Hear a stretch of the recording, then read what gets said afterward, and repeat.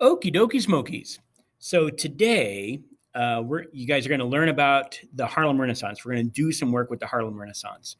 The Harlem Renaissance was a time during the 1920s when Black culture and literature become a dominant force in American society. Really, for the first time in American history, African American arts and culture become a really big, dominant, popular force in the United States. And it's all kind of centered in Harlem, New York, which becomes this epicenter of African American culture and music and literacy and arts.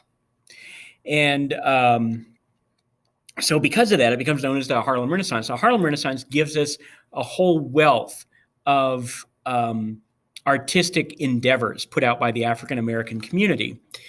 There's artistic output where African Americans very often would depict their experiences or their lives in paintings and in watercolors, and became a very influential style of art during this period of time. We also get jazz music coming from here. And jazz music is a African-American music form, art form that was put out. And a lot of the early jazz musicians come out of the Harlem Renaissance, come out of the Harlem area. People like Count Basie, who you see on the top left part of the screen, and then down on the bottom is Louis Armstrong, who we talked about in the last week during our notes. And they become very, very popular music artists. But perhaps the most impactful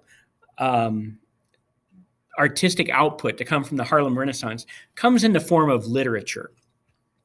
And there are a lot of African American artists or writers that put out a lot of novels, a lot of poems about the African American experience in the United States during this time. And we get some towering literature icons from this time. We get people like Zora Neale Hurston, Their Eyes Were Watching God, which is a very, very popular book.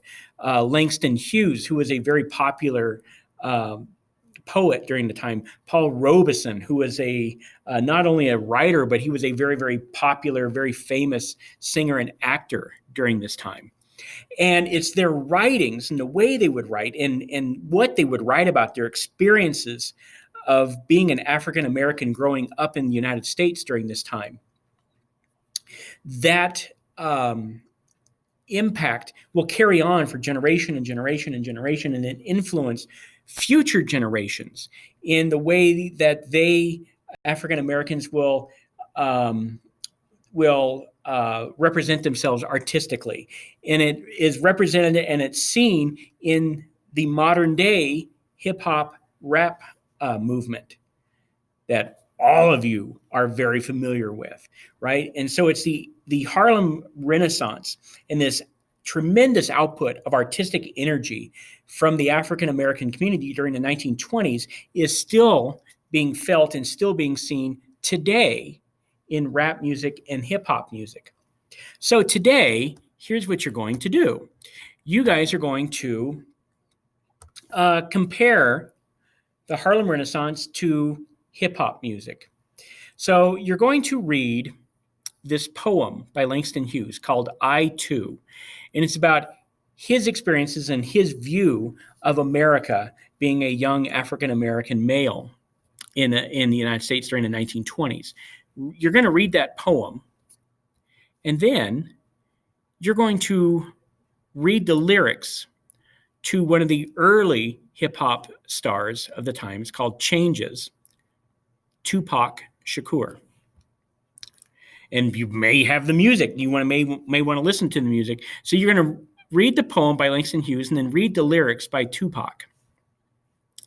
And then you're going to do this comparison contrast of I Too by Langston Hughes and Changes by Tupac Shakur, and answer the questions, right, about what each of the poems are saying, and then talk about what they have in common, right? Compare them.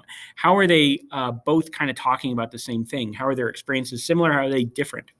And then, after you've done that, you're going to do this culmination activity, okay? And you're going to talk about how hip hop culture, hip hop beliefs and views and culture compares or relates or is connected to the Harlem Renaissance. And you're going to write it in here. Now, I want you to write as though the reader has no prior knowledge, like you have to fully explain everything.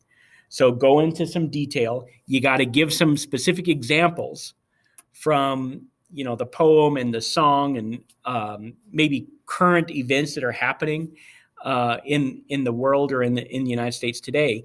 Very specific things to support your generality, right? You can't just say, well, hip hop is influenced a lot by Harlem Renaissance because they're both heavily dominated by African American artists, right? You can't say that, right? You got to give me some very specific details to support what you're saying.